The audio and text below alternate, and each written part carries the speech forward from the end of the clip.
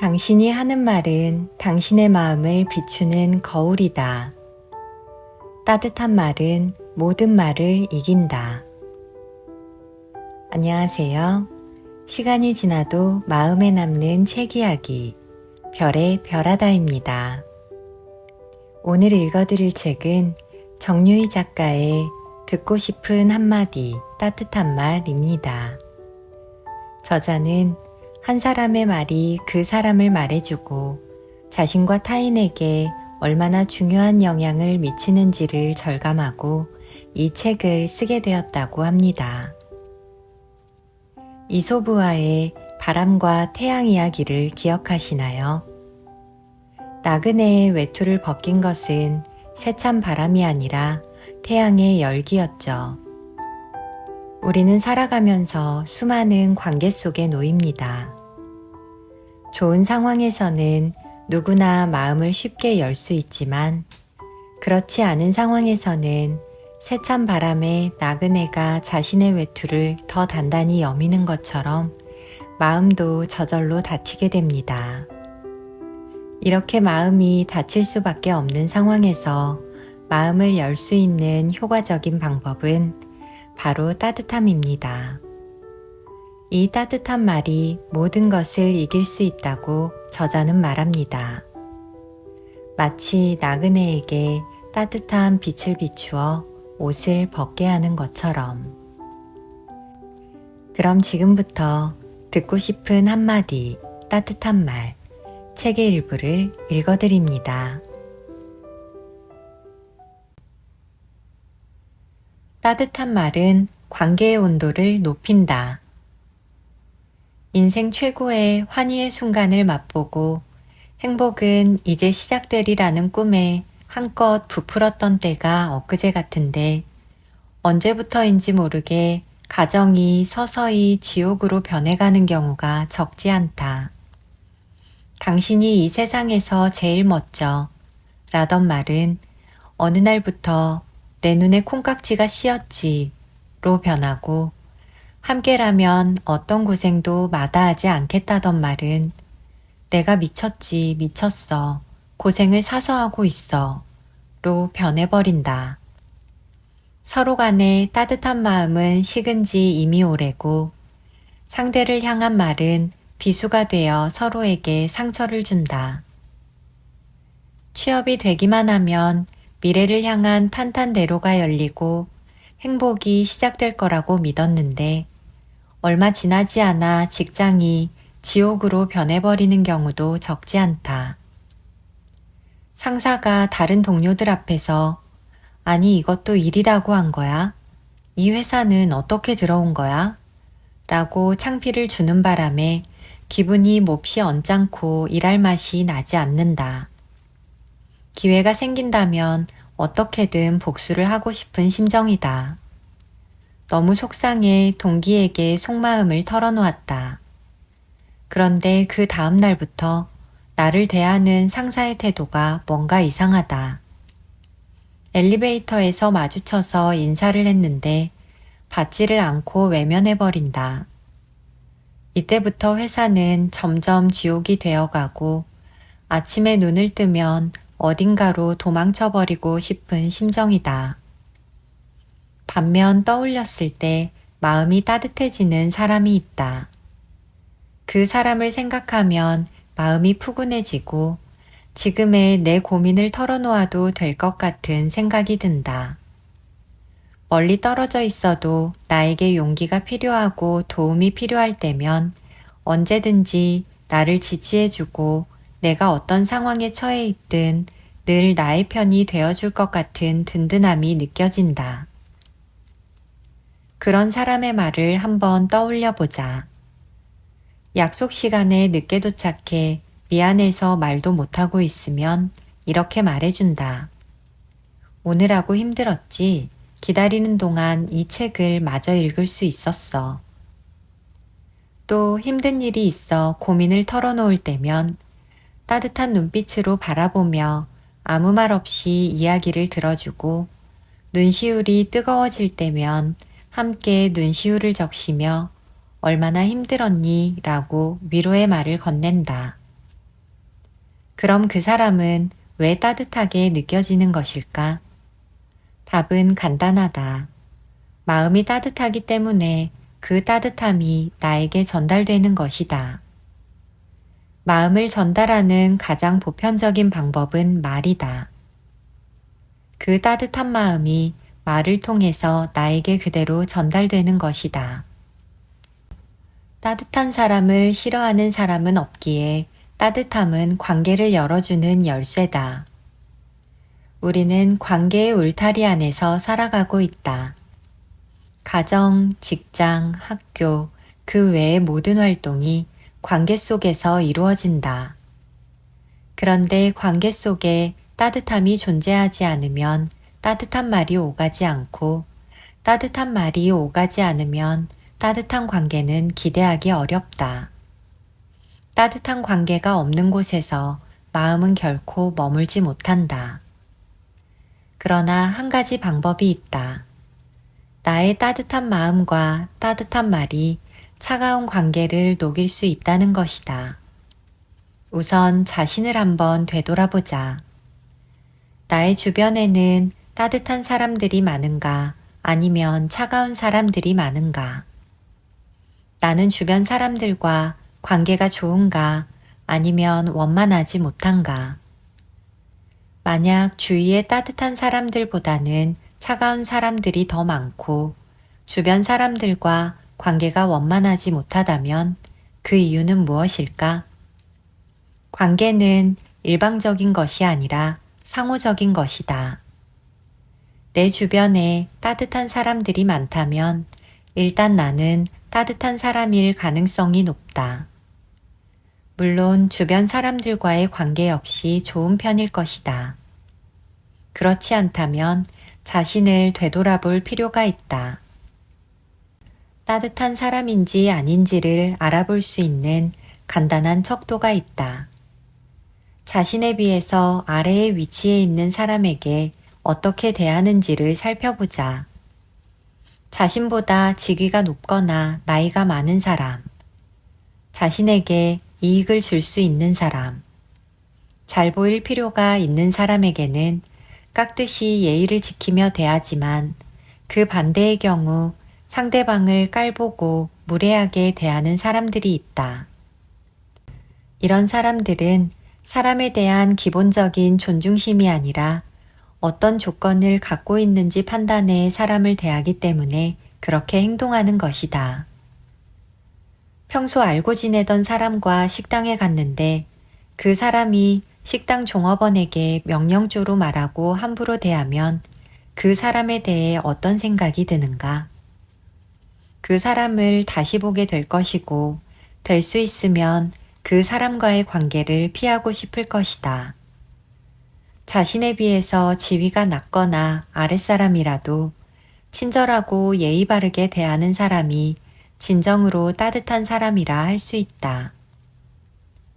따뜻한 마음은 상대방에 대한 존중심에서 시작된다. 상대를 존중하기 위해서는 상대방 자체와 상대방의 말과 행동, 하는 일을 존중하는 마음을 가져야 한다. 사람은 누구나 존중받을 자격이 있다. 내가 존중받고 싶은 만큼 다른 사람들도 마찬가지다. 낮은 보수를 받거나 단순한 업무를 하는 사람은 보잘것없다고 여기는 것은 잘못된 생각이다. 그 사람의 수고가 있기에 우리는 편안함을 누릴 수 있다. 그래서 사람과 그 일을 존중하는 자세를 잃지 말아야 한다. 내가 한동안 생활했던 유럽에서는 사람들이 식당에 들어가면 종업원에게 꼭 안녕하세요 라고 인사를 한다. 주문할 때는 음식을 시키고 싶습니다. 무엇을 주시겠어요? 라고 하고 주문한 음식이 나오면 고맙습니다. 라는 감사의 말을 한다. 식사를 마치고 식당을 나올 때도 안녕히 계세요 라고 말한다. 결코 명령의 말을 하지 않으며 명령조로 말하는 사람을 아주 무례한 사람으로 여긴다. 매너에 대해 강의할 때 나는 언제나 상대방에게 존중심을 표현하고 예의를 지킬 것을 강조한다. 예를 들면 고객은 종업원에게, 종업원은 고객에게 따뜻한 마음으로 대한다면 따뜻한 말과 태도는 저절로 나오게 된다. 마음이 따뜻하고 따뜻하게 표현하는 사람이 되는 첫걸음은 다른 사람을 인정하는 것이다.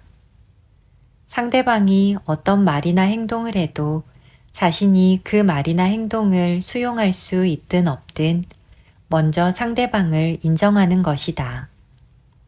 상대방이 그렇게 행동하고 말하는 데는 그럴 만한 여러 가지 이유가 있다고 인정하자.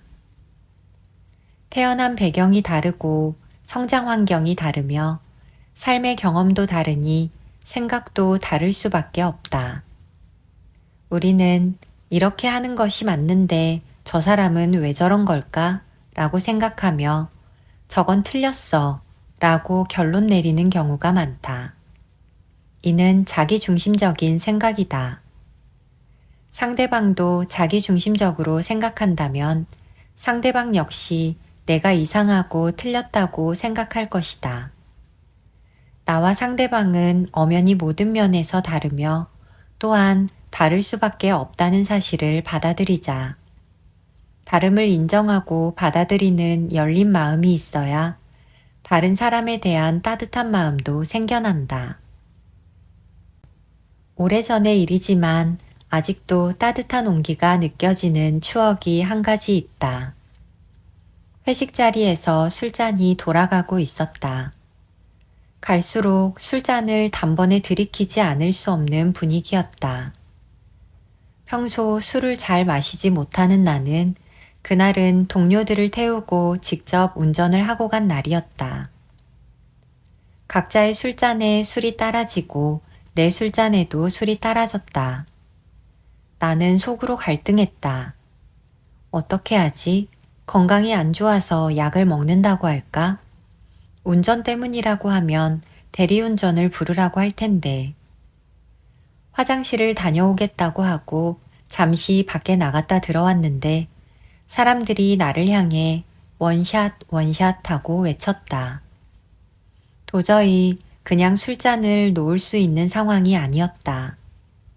어쩔 수 없이 술잔을 입에 댔는데 순간 놀랐다. 맹물이었기 때문이다. 옆 동료가 나를 보며 미소를 짓고 있었다. 나의 사정을 알고 있던 옆에 앉아있던 동료가 내가 화장실을 간 사이에 술잔을 물잔으로 바꾸어 놓았던 것이다. 별로 접촉이 없던 동료여서 지금은 얼굴도 기억나지 않는다. 하지만 나를 인정해주고 그 상황에서 나를 도와주었던 그 따뜻한 마음은 아직도 내 마음속에 그대로 남아있다. 중요한 사실은 그 후로 나는 어떤 사람이 곤란한 상황에 처하면 그 동료가 나에게 했던 것처럼 남의 입장을 헤아리고 도와주려고 노력했다는 점이다. 이처럼 따뜻함은 따뜻함으로 전해지고 또 전염된다. 상대방을 인정하기 위해서는 상대방의 입장에서 한번 생각해 보는 것이 최고의 방법이다. 업무에 서툰 직원이 있다고 하자. 왜 그 일도 못해? 라고 아무리 말해봤자 미숙함이 금방 고쳐질 수는 없다. 나는 이미 여러 해 동안 그 일을 해왔기에 익숙해졌지만 그 직원은 아직 경험이 없어 더 배워야 한다.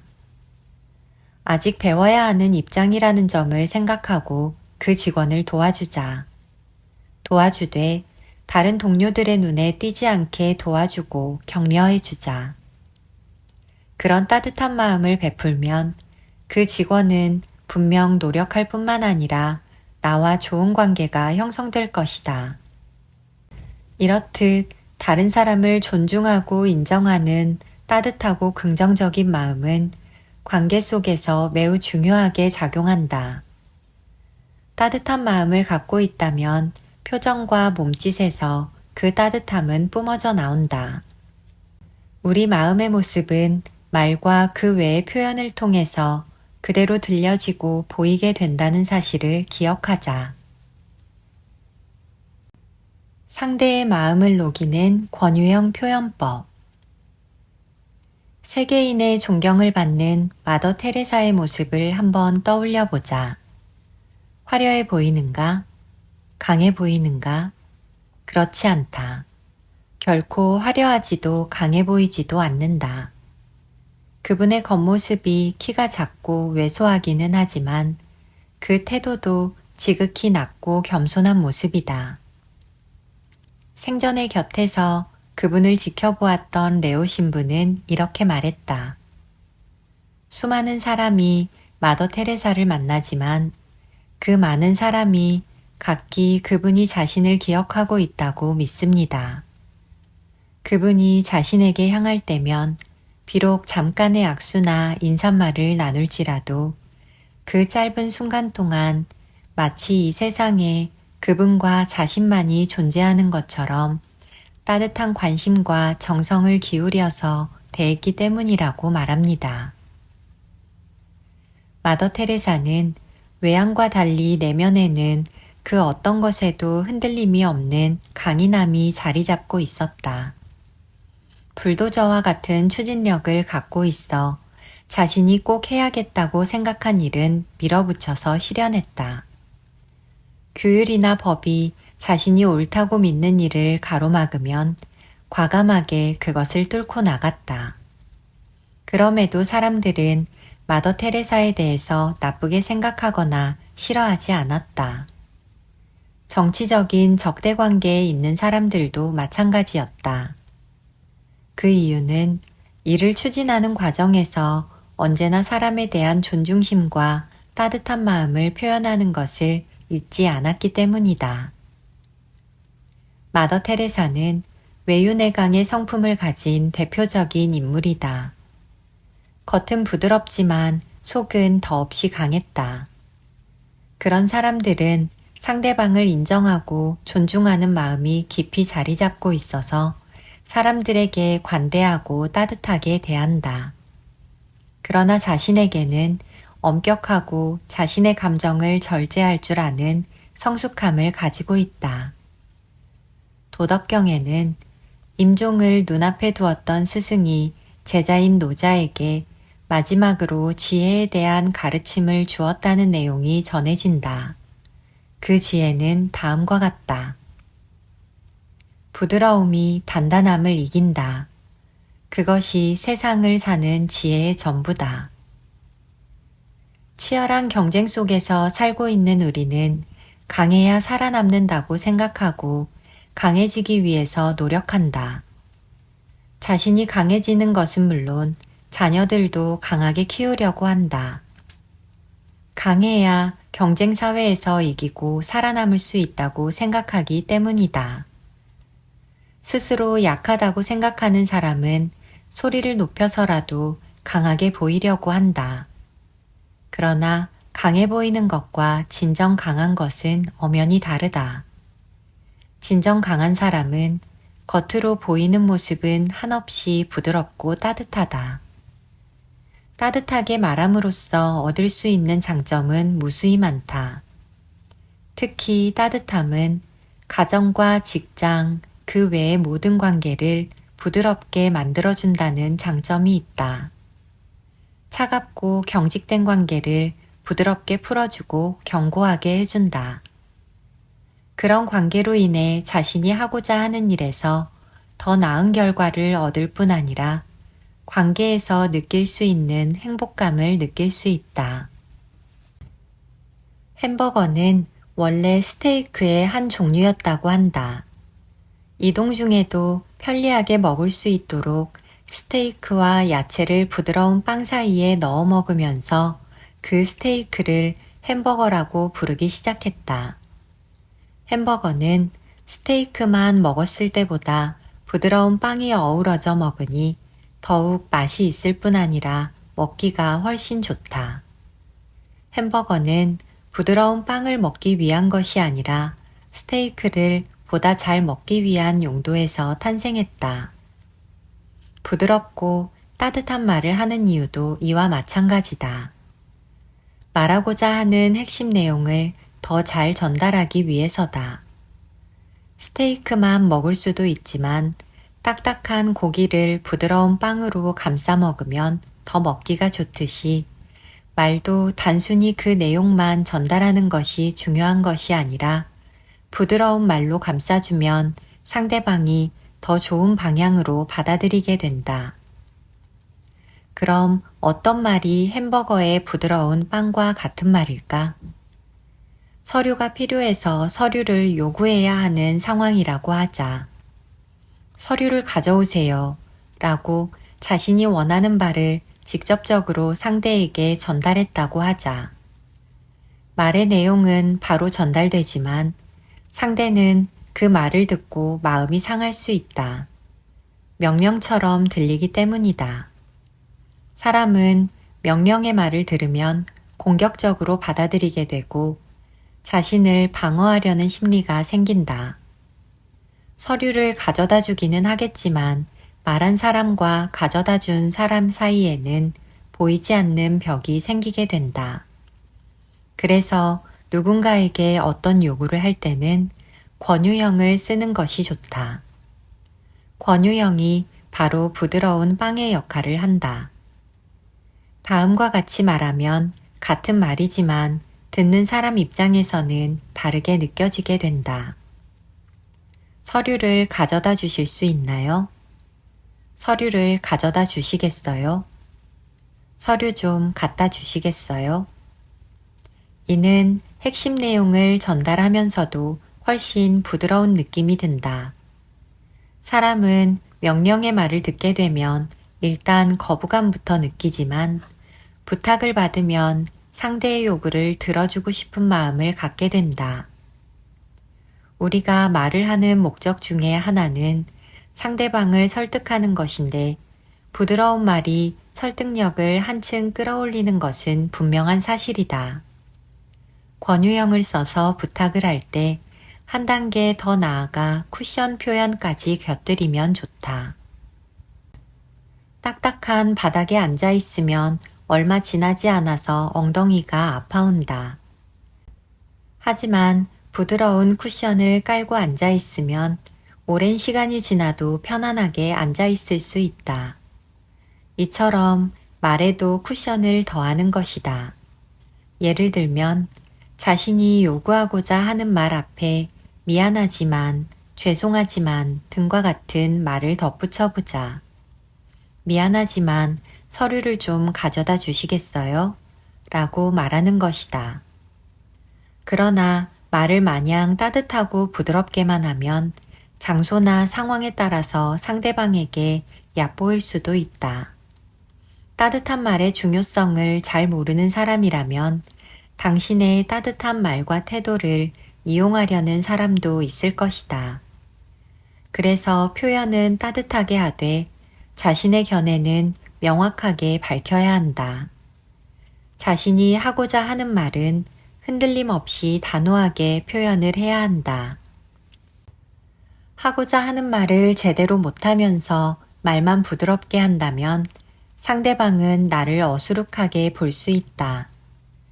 상대에게 어수룩하다는 인상을 주면 말의 신뢰성과 설득력도 떨어진다. 자신의 의견에 대해서는 스스로 확신을 갖고 정확하게 표현해야 한다. 그러면 부드럽게 표현해도 상대방에게 신뢰를 얻고 설득력을 높일 수 있다. 어떤 상황에서도 부드럽게 말하기 위해서 다음과 같은 연습을 해보자. 부드러운 말과 태도를 유지하면서 말은 단호하고 무게 있게 해보는 것이다. 자신의 말이 아주 중요하다고 생각하면서 확신에 찬 자세로 평소보다 좀 더 또렷하고 천천히 낮은 음성으로 말해보자. 동시에 얼굴에는 부드러운 미소를 띠고 자세는 반듯하게 해보자. 이는 상대방에게 퍽퍽한 스테이크가 아니라 먹기 좋은 햄버거를 제공하는 것과 같다. 만약 상대방이 당신의 견해에 맞서 반대 의견을 낸다고 해도 당신 자신의 견해에 대해서는 흔들림 없는 태도를 유지하자. 순간 저항감이 생기고 즉시 반박을 하고 싶더라도 조금만 참고 상대방의 말을 잘 들어보자. 상대방의 말을 들은 후에는 얼굴을 붉히거나 흥분하거나 소리를 높이지 말고 부드러운 말투로 자신의 견해를 다시 한번 말해보자. 반대 의견에도 당신이 부드러운 말과 태도를 유지하면 상대방을 설득할 확률이 높아지고 또 당신의 그런 행동에 사람들은 신뢰감을 갖게 될 것이다. 부드럽고 따뜻하게 말하라는 것이 계속해서 미소를 짓고 말하라는 의미는 아니다. 스테이크의 양면이 부드러운 빵으로 쌓여 있는 것처럼 대화는 미소로 시작해서 미소로 끝맺는 것이 좋지만 대화가 진행되는 동안에는 내용에 따라 표정을 변화시켜야 한다. 안타까울 때는 안타까운 표정을, 미안할 때는 미안한 표정을 짓는 것이다. 또 포커페이스가 필요할 때는 그런 표정도 지어야 한다. 다만 어떤 대화가 오가더라도 끝맺음은 부드럽고 따뜻한 말과 태도로 해야 한다는 점을 잊지 말자. 말을 잘하는 것보다 잘 듣는 것이 고수의 대화법. 한 젊은이가 소크라테스를 찾아가서 대중연설과 웅변수를 배우고자 했다. 그 젊은이는 위대한 철학자를 만나자마자 유창하게 이야기하기 시작했다. 그 젊은이가 너무 오랫동안 이야기를 하는 바람에 소크라테스는 자신이 해주어야 할 말을 한마디도 못하고 있다가 손으로 그 젊은이의 입을 막으면서 이봐 젊은이, 난 자네에게 수업료를 2배로 받아야 할 것 같군 이라고 말했다. 그 말을 듣고 왜 자신이 수업료를 2배나 내야 하는지에 대해서 불평을 하는 젊은이에게 소크라테스가 대답했다. 자네를 훌륭한 지도자로 만들려면 2가지 원리를 가르쳐야 하기 때문이라네. 자네는 먼저 혀를 자제하는 법을 배워야 하네. 그러고 나서야 그 혀를 올바르게 사용하는 법을 배울 수 있을 것이야.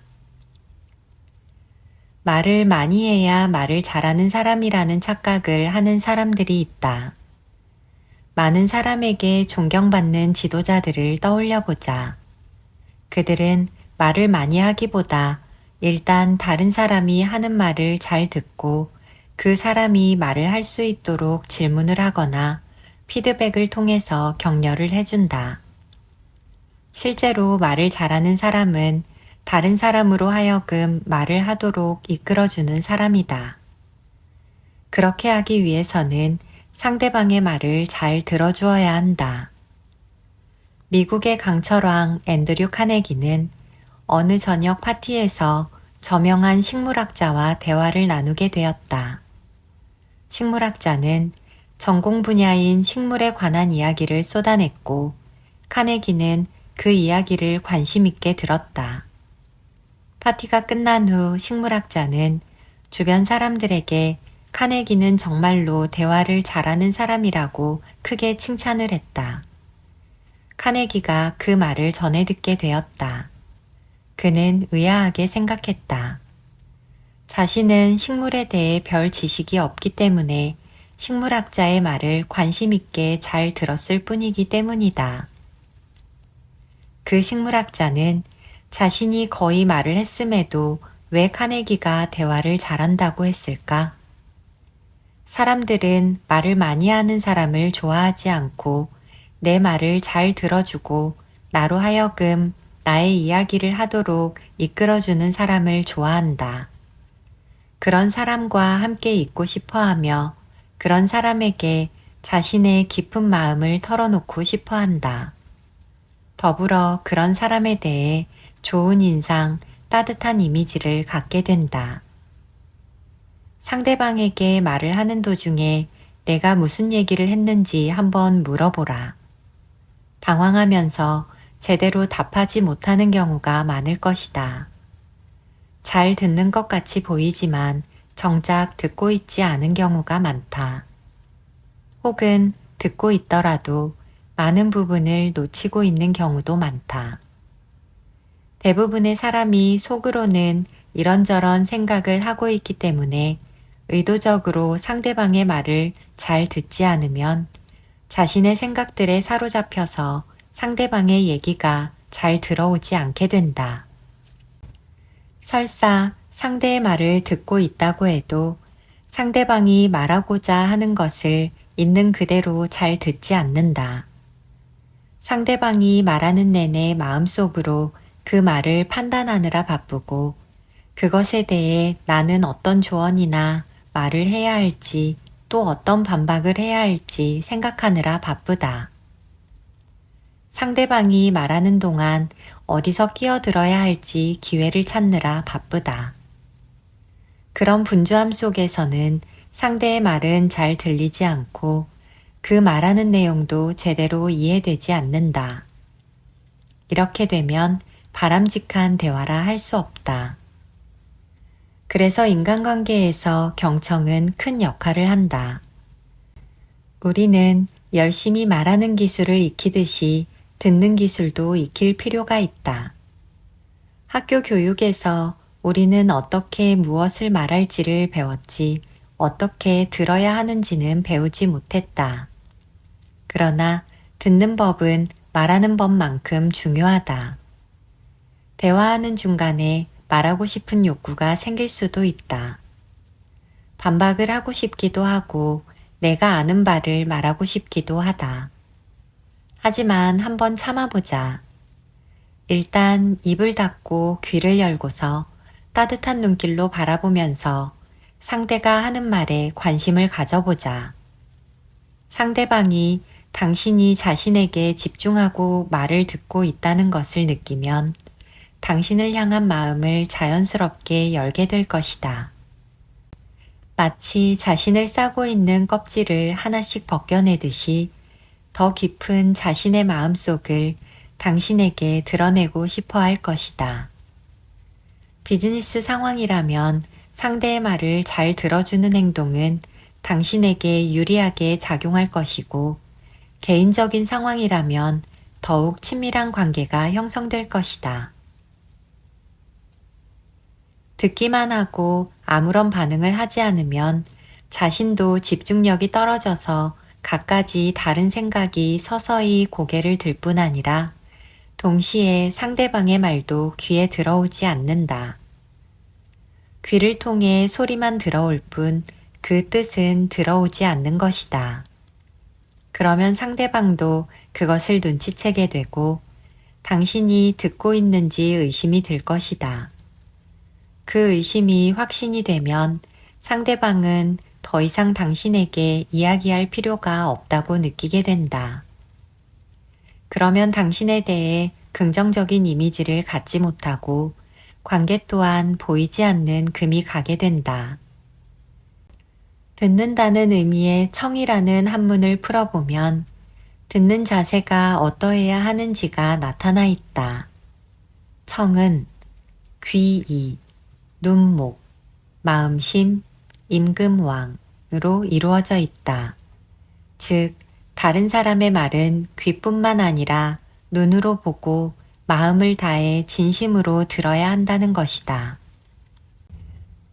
마치 상대방을 왕을 대하듯이 존중하면서 대화하면 둘 사이에 좋은 관계가 형성되는 것은 당연한 일이다. 대화의 1, 2, 3 기법은 대화에 있어서 경청이 얼마나 중요한지를 알려준다. 좋은 대화를 하려면 1분 동안 말하고 2분 동안 들으며 말하는 도중에 3번 맞장구를 치라는 것이다. 말을 많이 하기보다 더 많이 들어주면서 적당한 타이밍에 자신이 잘 듣고 있다는 표현을 해주는 것이 바람직한 대화법이라는 의미다. 가끔 친한 사이도 아닌데 그 사람과 이야기를 할 때면 자신도 모르게 말을 많이 하게 되는 경험이 누구나 있을 것이다. 나중에 돌이켜보면 왜 그 사람에게 그런 이야기까지 했는지 의아하게 생각하게 된다. 그 이유를 생각해보면 그 사람이 말을 잘해서가 아니다. 나의 말을 계속 잘 들어주었기 때문이고 계속해서 자신이 잘 듣고 있다는 표현을 해주었기 때문이다. 대화할 때의 자세와 제스처는 상대방의 말에 대해 어떤 느낌을 받는지 고스란히 알려주는 신호다. 우리는 대화를 할 때 상대방의 태도를 통해 상대방의 생각을 유추해가며 말을 하게 된다. 대화를 할 때는 상대방을 향해 따뜻한 미소를 띠면서 상대방의 얼굴을 바라보자. 상대방이 말하는 동안에 상체를 5도 정도 앞으로 기울이면서 가끔 고개를 끄덕여 보자. 말하고 싶은 욕구가 일어나더라도 잠깐 그 마음을 누르고 조용히 들으려고 노력해보자. 말이 중간에 끊기면 질문을 해서 다시 이어지도록 하자. 이는 상대방으로 하여금 말을 할 수 있는 환경을 만들어주는 것이다. 누군가와 대화를 할 때, 아, 그렇군요, 등 잘 듣고 있다는 맞장구의 기술을 발휘해보자. 그리고 상대방이 말을 끝맺는 시점에서 그동안 그가 했던 말을 정리해주자. 그 일은 잘 마무리되었지만 한 가지 문제가 남아있단 말이죠. 와 같은 것이다. 이 한마디는 당신이 지금까지 그의 말을 잘 듣고 파악했다는 것을 드러내준다. 대화를 할 때 다음의 사실을 떠올려 보자. 당신이 입을 열수록 상대방은 마음을 더 많이 닫게 될 것이다. 반대로 당신이 입을 닫을수록 상대는 마음을 더 많이 열게 될 것이다. 침묵은 때로 더 많은 말을 담고 있다. 2011년 1월 애리조나 총기 난사 희생자를 위한 추모 행사가 열렸다. 그 행사에서 오바마 대통령은 당시 사건으로 희생된 8세 소녀를 추모하며 연설을 하던 중 갑자기 말을 멈췄다. 그러자 사람들의 시선이 일제히 그에게 쏠렸고 진행 요원들은 순간 당황했다. 모두가 숨을 죽이며 그를 바라보았다. 무려 51초 동안 그는 잠시 먼 곳을 응시하기도 하고 청중을 바라보기도 했지만 아무런 말도 하지 않았다. 하지만 그의 표정과 태도는 연설을 하고 있을 때와 다름없었다. 그는 말없는 연설을 하고 있었던 것이다. 그 51초간의 침묵은 그야말로 충격이었고 감동이었다. 이제 막 피어나기 시작한 소녀의 억울한 죽음 앞에서 그 어떤 말이 위로가 될 수 있겠는가. 차라리 51초간의 침묵의 연설이 그 어떤 말보다 큰 위로가 되었을 것이다. 그 침묵의 연설은 국민의 마음을 사로잡았고 정파를 초월해 큰 지지를 이끌어냈다. 미국의 주요 언론은 그 51초간의 침묵을 근래 최고 명연설로 꼽았다. 오바마의 침묵 연설은 능변은 은이고 침묵은 금이다 라는 속담을 떠올리게 한다. 특히 시간을 잘 맞춘 침묵은 말보다도 좋은 웅변이다 라는 말은 그 침묵에 딱 들어맞는다. 꽃봉오리 같은 소녀의 안타까운 죽음에 대해 그 어떤 위로와 애도의 말도 부족했을 것이다. 그러나 침묵 속에서 연설자인 오바마와 청중은 진심 어린 애도의 마음으로 하나가 되었다. 침묵이 진심 어린 마음을 고스란히 대변해 주었기 때문이다. 고대 그리스의 수학자이자 물리학자인 아르키메데스는 말해야 할 때를 아는 사람은 침묵해야 할 때도 안다고 했다. 침묵은 때에 따라서는 100마디 말보다 더 강력한 설득력을 발휘한다. 또한 많은 상황에서 말과 같은 효과를 갖는다. 인간의 언어는 표현에 한계가 있다. 사실 삶에서 언어로 표현할 수 없는 상황이나 감정들이 많이 있다. 그럴 때 정확하지 않은 말로 표현하기보다는 말하지 않는 것이 억지로 표현하는 것보다 더 강력한 표현이 될 수도 있다. 큰 슬픔을 겪은 사람은 그 어떤 말로도 위로가 되지 않을 때가 있다. 이때는 위로의 말을 건네기보다 가만히 상대방을 바라보자. 귀를 기울이고 상대방이 쏟아내는 슬픔의 말들을 그냥 들어주자. 상대방의 곁에 앉아서 손을 살며시 잡아주거나 등에 손을 얹어서 손에 따뜻한 온기를 담아 위로의 마음을 전해보자.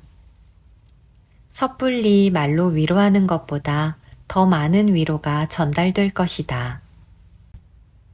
억울한 일을 당해서 분노하는 사람에게 억울해하지 말라는 말은 전혀 도움이 되지 않는다. 그렇다고 함께 분노하는 것은 더 도움이 되지 않는다. 화내지 말라는 말은 당신의 행동을 이해할 수 없다는 말로 들릴 수도 있다. 또한 같이 화를 내면 그 화를 더 키워주는 셈이다. 이럴 때는 따뜻한 눈빛으로 그저 말없이 그 사람을 바라보자. 그런 따뜻한 눈빛의 침묵은 그 사람의 분노를 잠재우는 역할을 할 수 있다. 당신의 따뜻한 눈빛의 침묵을 느끼면 상대방은 자신의 깊은 내면을 바라볼 여유를 잠시라도 갖게 된다. 그렇게 생기는 심적 여유로 억울한 마음을 정리할 방도를 찾으려 할 것이다. 침묵은 내가 한 실수나 잘못 때문에 화를 내는 사람에게 특히 효력이 있다. 실수나 잘못을 하면 충분한 설명과 사과를 해야 한다. 설명과 사과를 충분히 했다고 생각되면 그 이후에는 침묵하는 것이 좋다. 변명이나 합리화를 하는 말을 계속하면 상대방의 화를 더 돋을 뿐이다. 대신 용서를 구하는 온화한 표정으로 침묵하면서 상대방을 바라보자. 그런 침묵 속에서 상대방은 길게 화를 내지 못하고 점차 흥분된 마음을 가라앉히게 된다. 당신의 침묵에 상대방의 화가 흡수되는 것이다. 말을 많이 하는 것은 내면의 불안한 심리 때문인 경우가 많다. 청중 앞에서 조금도 쉬지 않고 자신이 준비한 내용을 속사포처럼 쏟아내는 강연자를 본 적이 있을 것이다. 그러면 듣는 사람들은 생각할 여유가 없어지고 얼마 지나지 않아 집중력이 떨어지면서 강의가 머릿속에 잘 들어오지 않는다. 또 평소에 다른 사람에게 말할 틈을 주지 않고 혼자서 계속 떠드는 사람들이 있다. 그것은 계속 말하지 않으면 듣는 사람에게 어떤 틈을 보일 것 같은 두려움 때문에 말을 계속하는 것이다. 하지만 듣는 사람은 그 내용을 소화하고 소통할 시간이 필요하다. 말을 일방적으로 계속 들으면 숨을 쉬지 않는 것과 같다. 숨을 쉬지 않으면 결국은 혼미해지고 죽게 된다. 문장과 문장 사이, 단락과 단락 사이에는 약간의 쉴 공간을 둬야 한다. 중요한 말을 하기 전에는 몇 초간 듣는 사람을 한번 둘러본다면 듣는 사람의 집중력과 기대감을 한꺼번에 끌어올릴 수 있다. 대화를 할 때 할 말이 많아도 가끔은 조용히 있어 보자. 영국 평론가 윌리엄 헤즐릿은 대화의 기술에 대해 이렇게 말했다. 대화에서 침묵은 위대한 화술이다. 자기 입을 닫을 때를 아는 사람은 바보가 아니다. 우리는 대화란 말을 하는 것으로 인식한다. 하지만 입으로 하는 말뿐만 아니라 제스처, 자세, 의상 등으로도 얼마든지 의사소통을 할 수 있다. 침묵 역시 의사소통의 한 방법일 뿐 아니라 때로는 말보다 더 강력한 메시지를 전달하기도 한다. 침묵은 인격의 시금석이며 입으로 할 수 있는 최대의 미덕이라고도 한다. 철학자 루소는 다음과 같이 말했다. 아는 것이 없는 사람일수록 말하기를 좋아하고 아는 것이 많은 사람일수록 침묵을 지킨다. 적게 아는 사람은 자신이 알고 있는 모든 것이 중요하다고 여겨 주변 사람들에게 말하려고 한다. 반면 많이 알고 있는 사람은 아직도 모르는 것이 많다고 생각하기 때문에 정말 말을 해야 하는 경우나 질문을 받을 때 이외에는 말을 아낀다. 사람들은 내가 말수가 적은 사람이라고 평가한다. 비교적 침묵을 잘하기 때문이다. 나는 사실 아는 것이 없어서 말을 하지 않는 경우가 많은데 사람들은 그런 나를 똑똑하고 지혜롭게 여기는 때가 적지 않다. 많이 알기 때문에 쓸데없이 말을 많이 하지 않는 것이라고 여기는 듯하다. 그래서 내가 말을 하면 사람들은 내 말에 더 집중하고 믿어주는 경향이 있다. 평소 내가 말을 아끼는 효과라 할 수 있다. 말은 사람에게 상처를 주기도 한다. 말 한마디 잘못해서 몇십 년 동안 이어진 좋은 관계가 일순간 무너지고 서로 돌아서는 것을 어렵지 않게 볼 수 있다. 또한 말을 많이 하면 실수할 가능성도 높아진다. 미디어 매체가 다양화되고 1인 미디어 시대가 되면서 말을 잘하는 것은 미덕이 되고 자신을 드러내는 것이 곧 경쟁력이 되었다. 그러나 그에 비례해 말 한마디로 대중의 적이 되고 사회에서 매장되는 경우를 수없이 보게 된다. 적절하게 침묵하는 사람이 진정으로 성숙한 사람이다.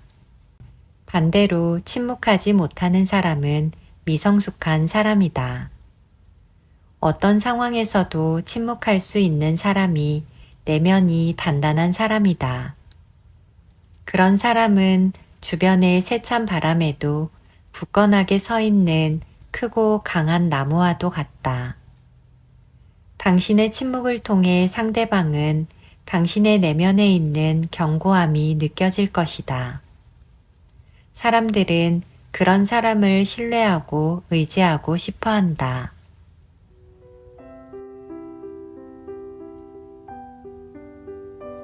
오늘 준비한 책 이야기는 여기까지입니다. 주변 사람들에게 따뜻한 말을 전하고 좋은 사람으로 비춰지는 것도 물론 중요한 일입니다. 하지만 그보다 더 중요한 것은 자기 자신에게 따뜻한 말을 해주는 것입니다. 자신이 따뜻해야 다른 사람에게도 따뜻할 수 있기 때문입니다. 누구보다 여러분 자신을 가장 아낄 수 있는 시간이 되셨길 바랍니다.